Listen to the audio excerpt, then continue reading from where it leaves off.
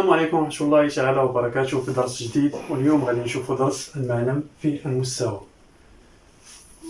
إذا ما هو المعلم؟ فالمعلم مكون من محورين، محور الأفاصيل ومحور أراتيب. هذا كيتسمى محور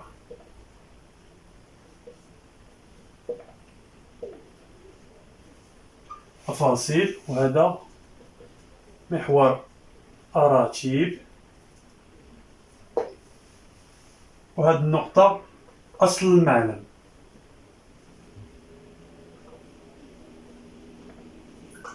شنو هو الدور ديال المعلم؟ الدور ديال المعلم هو كيعطيني إحداثيات ديال نقطة، مفهوم؟ عطينا واحد النقطة أ، قلنا كيقول لك حدد إحداثيات هذه النقطة. يعني هذه النقطة نشوفوا مثلا نحطوا لنا واحد النقطة أ هنايا، قال لك حدد إحداثيات النقطة أ. فين توجدات هذه النقطة أ؟ فيما تعطيك شي نقطة وكيقول لك حدد الإحداثيات ديالها، ساهلة. شنو كدير؟ كدير الإسقاط على المحور أفاصيل والإسقاط على محور أراتيب، وكتعطي الإحداثيات ديال النقطة، مفهوم؟ غنشوفوا هذا المثال. دابا إحداثيات النقطة كتكون من ناش إكس أ إكغيك أ. باش ما تدوخوش، عندي النقطة أ كنحددها، كنعطيها إكس كنرمز ليها بأ. إلا عطاني نقطة بي كنقول ليه إكس بي، عطاني نقطة سي كنقول ليه إكس سي، باش ما يتخلطوش ليا النقاط. لا جيت غادي نكتبها إكس إكغيك، هادي إكس إكغيك، هادي إكس إكغيك، في الأجوبة على الأسئلة ديالي غادي ندوخ، مفهوم؟ دابا باش نحددو إحداثيات النقطة أ اللي هي إكس أ إكغيك أ. إكس أ هو الأفصول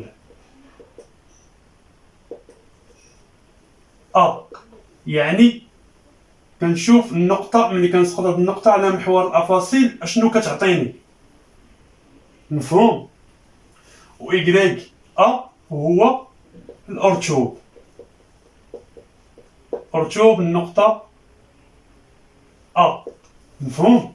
هذا هو محور أراتيب كنرمزو ليه بإكغيك، وهذا هو محور أفاصيل كنرمزو ليه بإكس. يعني أنا عندي هاد النقطة أ، هاد النقطة أ إلا بغيت الإحداثيات ديالها اش قلنا؟ دابا أنا حطيت ليها واحد النقطة، قال لي حدد إحداثيات النقطة أ. اشنو كندير؟ كنشد هاد أ وكندير الإسقاط ديالها عموديا على محور أفاصيل هو الأول،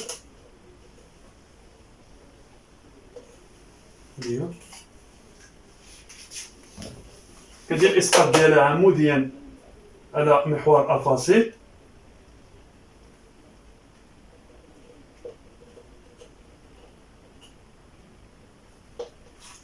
وعاوتاني كندير الإسقاط ديالها على محور الأراتيب.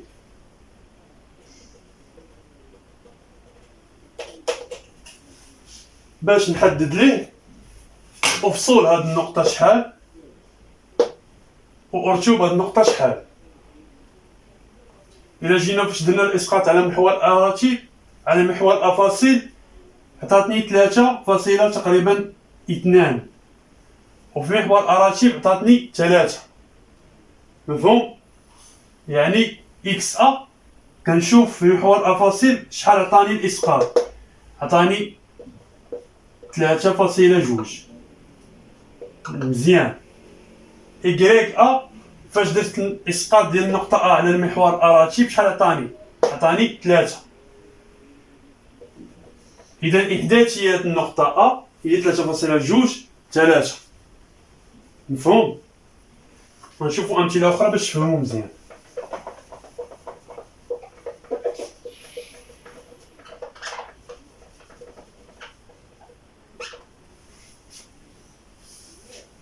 كيقول لك مثلا مثل النقط أ الإحداثيات ديالها 0.3 بي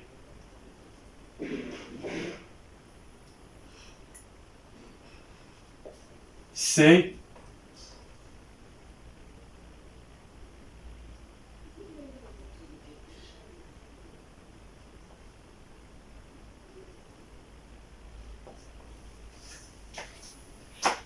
على معلم متعامد ممنظم. شنو هو معلم متعامد ممنظم؟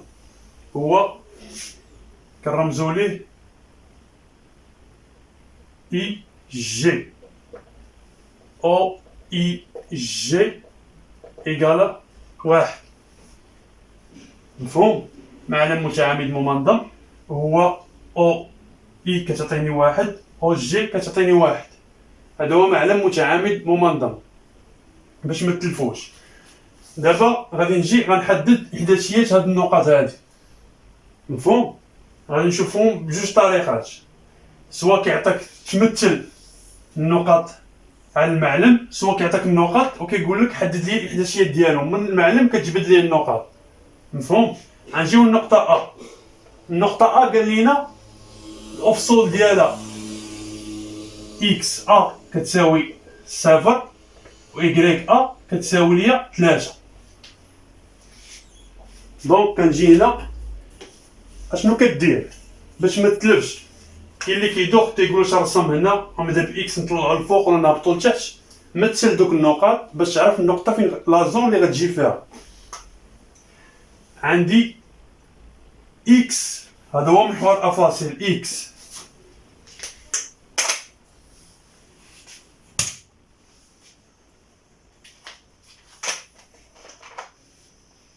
محور أفاصيل إكس أ كتساوي صفر. ها هو محور أفاصيل إكس أ جات في أصل المعلم. ها هي هاد الإحداثية ديال النقطة ساهلة.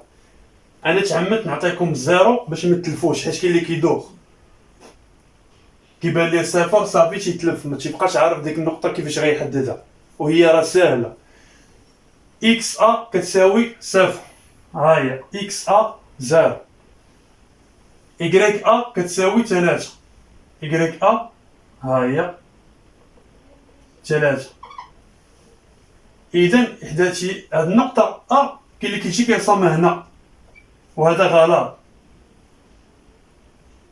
حيت مثلا كون عطاني إكس كتساوي واحد شنو كانت غتجي؟ كانت غتجيني هنا إكس واحد، وإلا درت الإسقاط تجيني النقطة هنا إكس كتساوي صفر، يعني النقطة غتمثل على إكغيك. كنسى هذا وكنشوف إكغيك شحال كتساوي 3. إذا أ راه تتساوي غنمثلها في محور أراتيب النقطة 3. كنجي هنا ها هو محور أراتيب 3، هنا كندير أ. كون عطاني العكس أ الإحداثيات ديالها 3 صفر، محور أراتيب 0، إذا أ راه هي 3 في محور الأفاصيل. كنجي محور أفاصيل 3 هذه هي أ. مفهوم؟ باش ما تدوخوش في هاد القضية، حيت أغلبية ديال التلاميذ كيدوخو فيها. بي عندنا ناقص 2 1، يعني الأفصول ديال النقطة بي هو ناقص 2، والأرتوب ديال النقطة بي هو 1.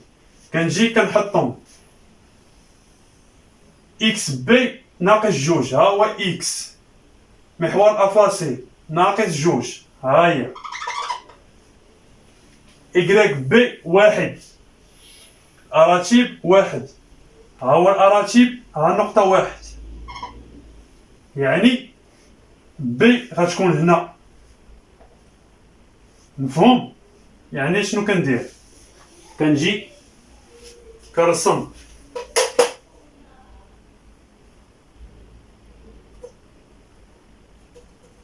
سقيم متقطع هنا عاوتاني كذلك، والتقاطع ديالهم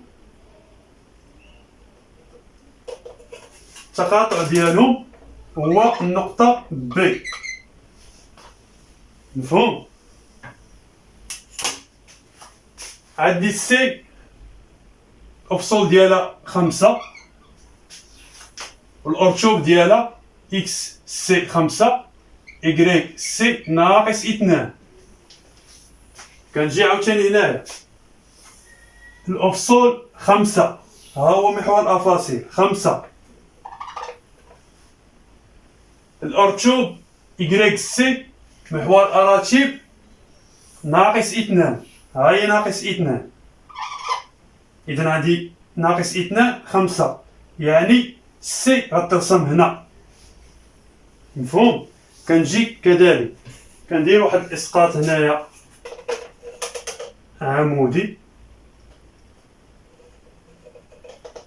كذلك هنا ناقص 2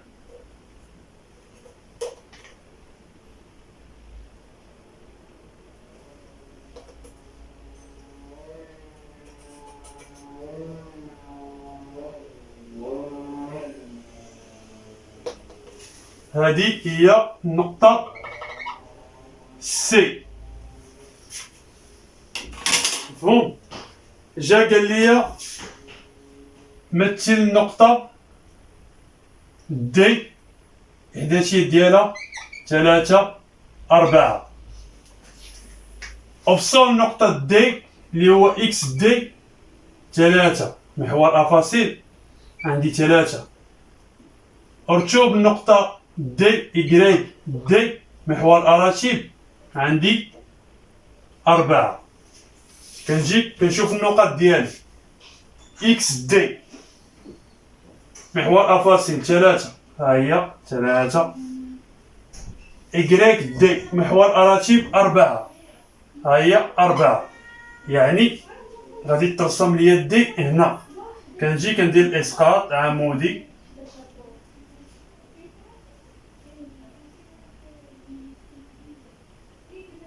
والتقاطع ديالهم هو النقطة دي. هكا كنكون رسمت النقطة دي. يعني تمثيل النقط على المعلم يتم بهذا الشكل ساهل ما يبقاش عندكم فيه المشكل. وكاين عاوتاني كيجي كيقول لك العكس، يقدر يعطيك هاد النقاط ممثلة على المعلم ياك، وغيقول لنا حدوا لنا إحداثيات النقطة أ و ب و سي و دي. مزيان، غنبداو بالنقطة أ. فين هي النقطة أ؟ ها هي النقطة أ.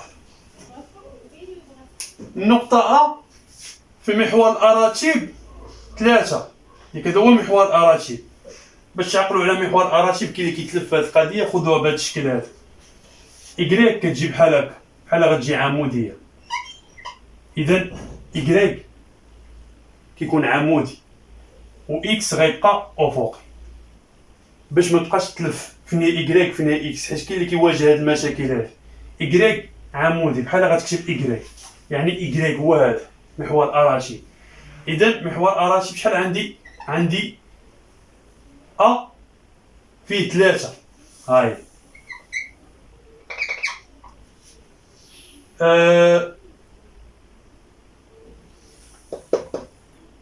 أرتوب النقطة أ هو 3. أفصول النقطة أ لا درت هاد أ اللي هي النقطة سقطتها على محور الأفاصيل اش عطيني؟ انت درت لها إسقاط اش عطيني؟ 0 أصل المعلم مفهوم؟ هي 0. نجيو النقطة ب. النقطة ب شنو هي؟ إكس ب وشنو هي؟ إكغيك ب. ها هي النقطة ب. إلا بغيت إكس ب كندير الإسقاط على محور الأفاصيل، غنهبط ناقص 2 إكغيك ب كندير الإسقاط ديال النقطة على الأراتيب هي 1. نجيو النقطة سي. ها هي النقطة سي. إلا بغيت إكس سي كندير إسقاط على محور أفاصيل 5. إلا بغيت إكغيك سي كندير إسقاط على محور الأراتيب إلا درت الإسقاط على محور أراتي بلقاها هي ناقص 2. نحط ليه ناقص 2 هنايا.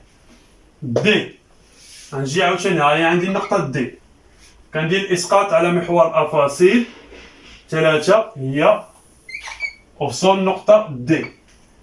إسقاط على محور أراتيب 4 هي أرتب النقطة دي. باش ما يبقاش عندكم تخرشيش في هاد المسألة. إلا جاكم سؤال بحال هكا سواء تمثلوا النقط ولا تحدوا من المعلم إحداثيات ما يبقاش عندكم مشكل، ما تزقلوش هاد السؤال. مزيان. دابا إلا قال لنا حدد إحداثيات المتجهة، حدد إحداثيات المتجهة A B. مزيان. فين هي المتجهة A B؟ ها هي نقطة A، ها هي نقطة B. حنا غادي نرسموها.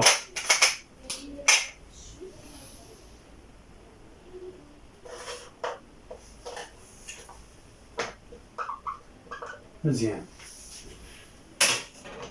بغا الإحداثيات ديال هاد النقطة بغا الإحداثيات ديال المتجهة A B.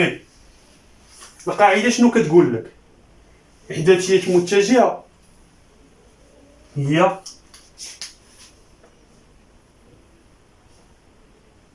شنو هما الإحداثيات؟ خاصني نلقى الأفصول ونلقى الأرتوب. ديما الإحداثيات شنو هو الأفصول شنو هو الأرتوب. إحداثيات المتجهة A B هي ديما فاش كيقول لك متجهة كتبدا بهادي ناقص هادي. متجهة جاية هوك، السهم جاي هوك A B. إذن اشنو هو الأفصول ديالها؟ هو إكس B ناقص إكس A. خذها بحال ما كقاعدة إكس وكنبدا فين كتسالي المتجهة B ناقص إكس A. كذلك إكغيك B ناقص إكغيك A. مفهوم؟ ما تدوخ ما والو. حفظ هاد القاعدة ولا عقل عليها بحال هكا. فين كتسالي المتجهة باش كنبداو كنقص منهم منين بدات. يعني أنا دابا هنا غير كنمثل لك باش ما تدوخش. يعني أفصول ديال المتجهة A B هو إكس B اللي هي هادي ناقص إكس A هادي ناقص هادي. الأرتوب ديالها شناهو؟ هو إكغيك B ناقص إكغيك A اللي هي النقطة هي نيت حيت جات في محور الأراتيب ما عندها رئيس إسقاط ديالها هي نيت. يعني كنجي شنو كندير؟ كنعوض إكس B ناقص جوج ناقص جوج ناقص إكس A هي صفر. إكغيك B ناقص واحد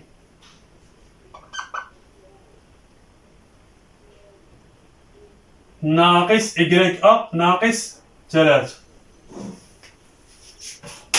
مفهوم؟ وتنحسب A B إحداثيات المتجهة A B ناقص 2 ناقص 0 ناقص 2 ناقص 0 ناقص 2 ناقص 1 ناقص 3 ناقص 4. وأنا حددت لي الإحداثيات. كاين اللي باقي عنده هذا المشكل ديال ناقص مع الزائد والزائد مع الناقص. أغلبية التلاميذ كنلقى عندهم هذا المشكل هذا كيتلفوا فيه بزاف. غنشرحها لكم بواحد الطريقة اللي هي سهلة وكنتمنى تفيدكم هاد الطريقة باش ما تبقاوش تلفوا. انت عندك درهم ياك، هاهي واحد هي درهم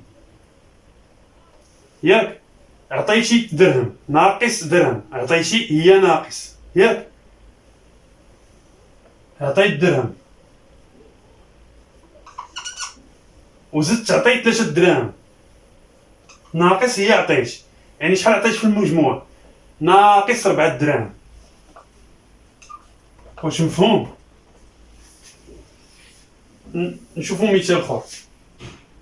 عندي ناقص 4 زائد 7. كاين اللي كيتلف، اشنو هي الاشاره اللي غيخلي؟ مفهوم؟ انا شحال عطيت؟ عطيت 4 دراهم. واش شحال خديت 7 دراهم، يعني شحال ربحت 3 دراهم زائد 3 دراهم، ربحت 3 دراهم. خديت هي ربحت، عطيت ناقص ربحت زائد ناقص 3 ناقص 2. عطيت 3 دراهم، خسرت 3 دراهم وخسرت 2 دراهم، يعني شحال خسرت 5 دراهم ناقص خسرت. مفهوم؟ ربحت 2 دراهم بليس 2 وخسرت 5 دراهم، يعني انا شحال خسرت 3 دراهم، يعني 2 ناقص 5 هي 3. الاشاره اللي غناخد هي ناقص. علاش؟ ديما ولا خذها بهذه الطريقه عاوتاني، ديما الاشاره ديال العدد الكبير هي اللي كنخلي هنايا، يعني الكبير هو اللي تيسيطر على الاشاره. مفهوم؟ غير شفنا بالزربه باش ما يبقاش عندكم مشكل في هذه القضيه. مفهوم؟ دونك القاعده ديال حدد احداثيات متجهه ا بي، شنو كنديرو؟ اكس بي ناقص اكس ا، ايكغيك بي ناقص ايكغيك ا. دونك نحددو عاوتاني احداثيات المتجهه. الزربه مبغيتش نطول عليكم الفيديو، مي المهم هو تفهموا مزيان. نحددو احداثيات المتجهه دي سي، احداثيات المتجهه دي سي. هاي دي غتبدا من دي وغتسالي من سي. مفهوم؟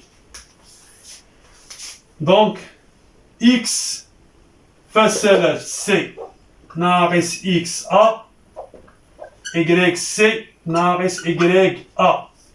صافي القاعده تختار دماغك. صافي قال لي احداثيات متجهه، نحط القاعده ديالي، نعوض نعوض اكس و ايكغيك بالاعداد ديالهم، انا سديت ربحت النقطه ديالي. اكس سي عندنا 5 ناقص اكس ا، سمحوا لي اكس دي ايكغيك دي ناقص اكس دي 3. مزيان. ايكغيك سي ناقص 2 ناقص ايكغيك ا 4. مزيان. 5 ناقص 3 شحال؟ 2. إشارة اللي كبيرة، العدد اللي كبير هو 5. 5 موجب، يعني غتبقى 2 ياك؟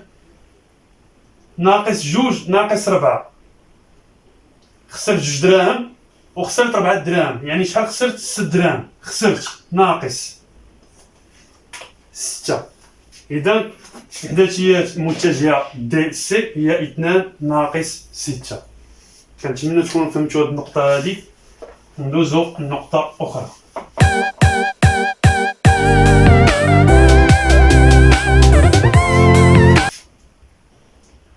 نكتبوهم هنايا. متجه أ بي قلنا ناقص 2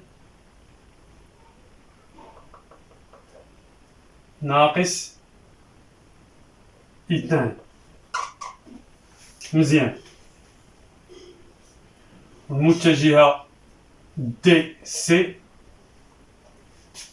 متجهة دي سي قلنا إكس سي 5 ناقص 3 2 ناقص 6. مزيان. دابا إلا قالك احسب أ بي زائد دي سي،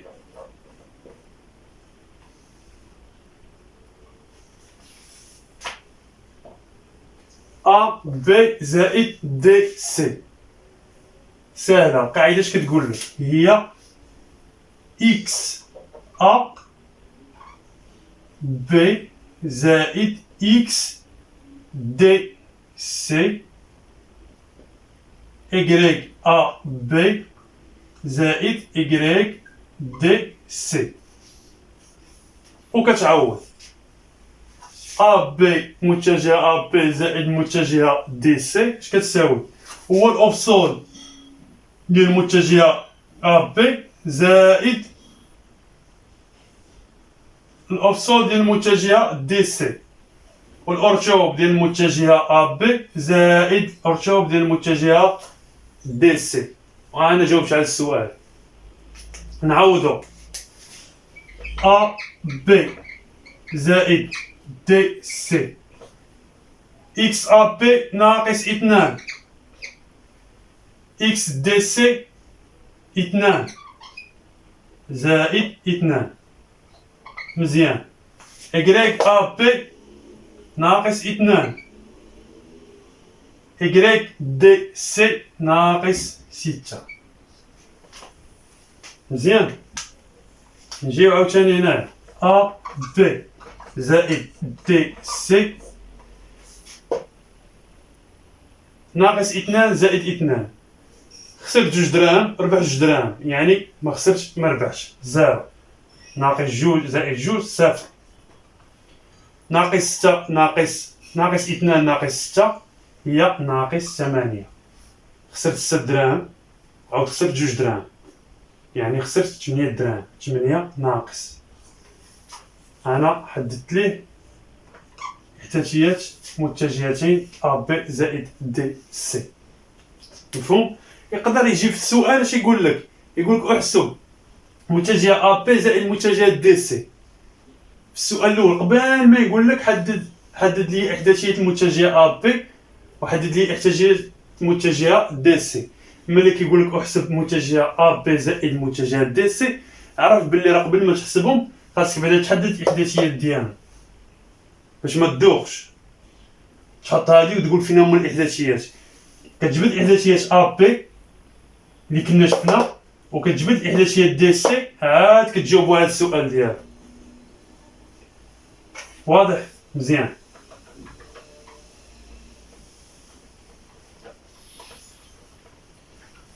دابا إلا قال لنا في السؤال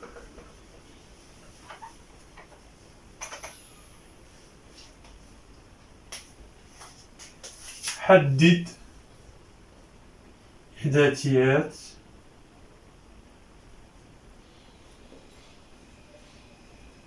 نقطة M منتصف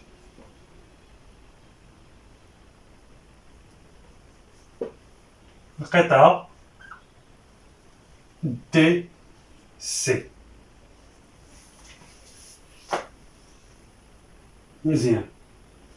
نحددو ليه النقطة M منتصف القطعة دي سي.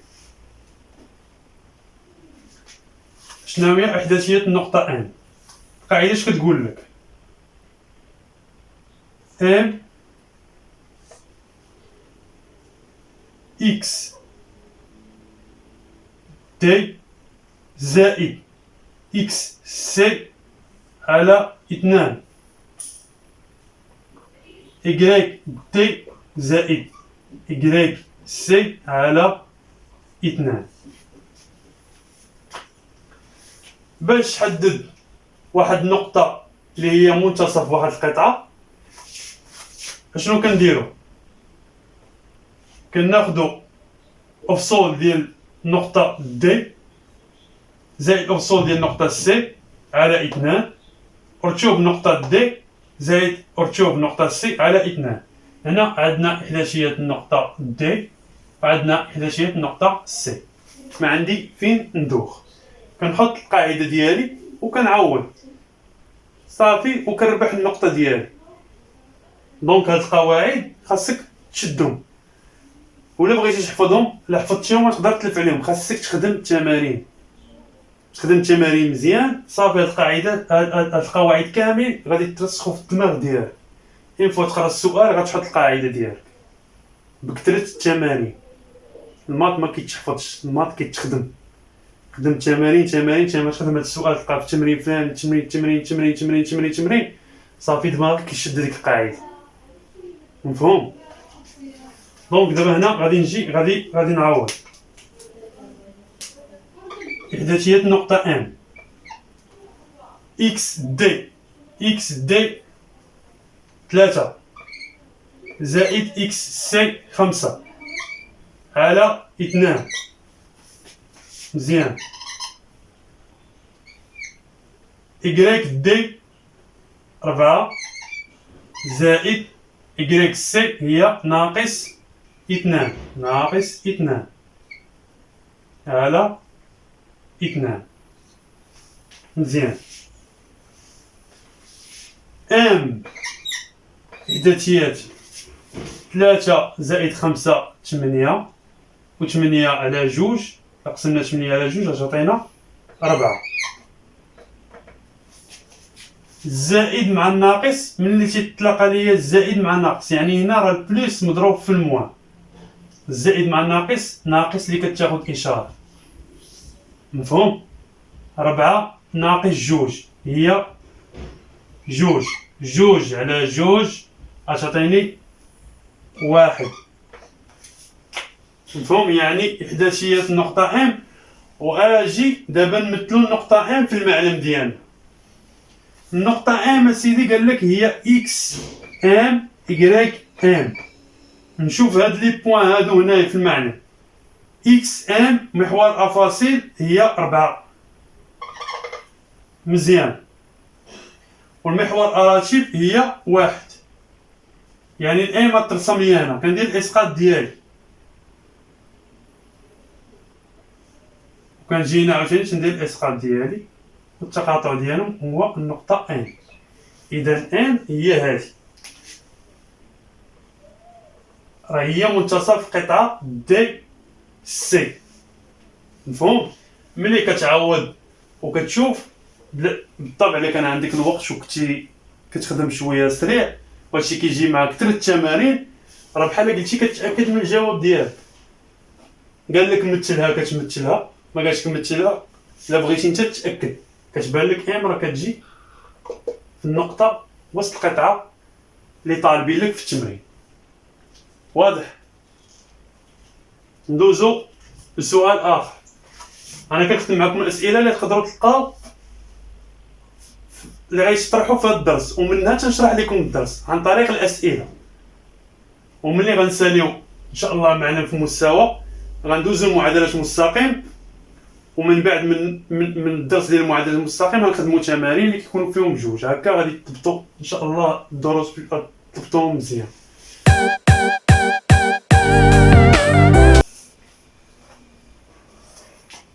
دابا الا قالوا لنا في السؤال احسب مسافه بين النقطتين مثلا A و B. احسب المسافه بين النقطتين A و B. القاعده عاوتاني شنو كتقول؟ يعني خاصك تضبط القواعد. المسافه A B شنو كتساوي؟ هي جذر مربع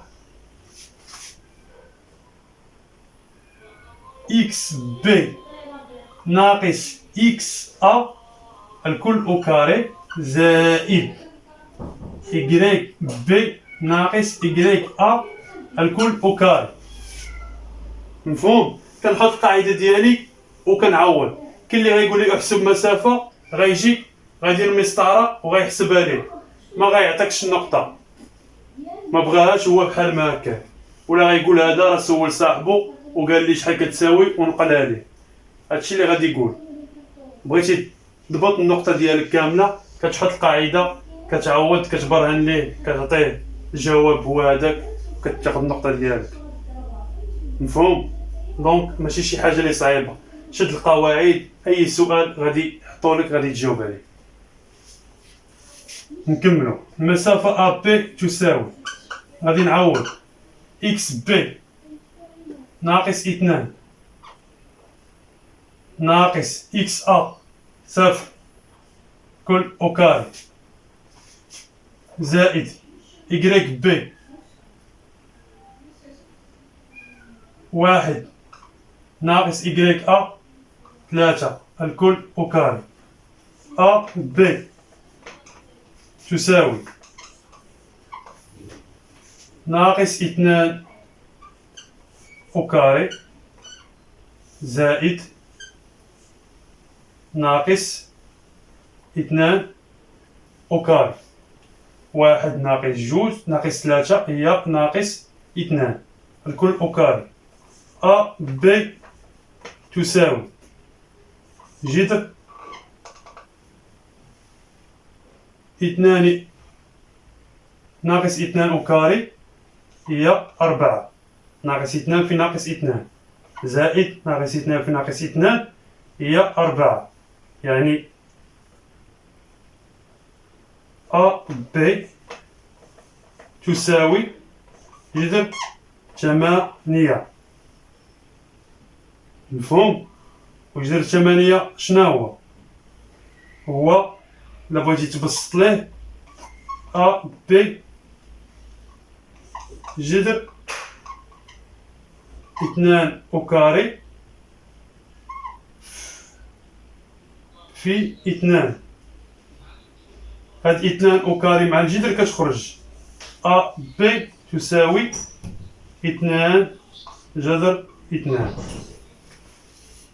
مفهوم؟ 2 أو كاري هي 4 في 2 هي 8، وكتحسبها بالآلة الحاسبة وكتعطيه الخارج بالضبط شحال غادي يخرج لك. مفهوم؟ كنتمنى يكون عجبكم الدرس وعجبكم الشرح، وما تنساوش بارطاجيو لا فيديو مع كاع صحابكم، وان شاء الله غدا غادي نشوفوا درس معادلة مستقيم. كان معكم الاستاذ عصام، والسلام عليكم ورحمة الله تعالى وبركاته، والتوفيق للجميع.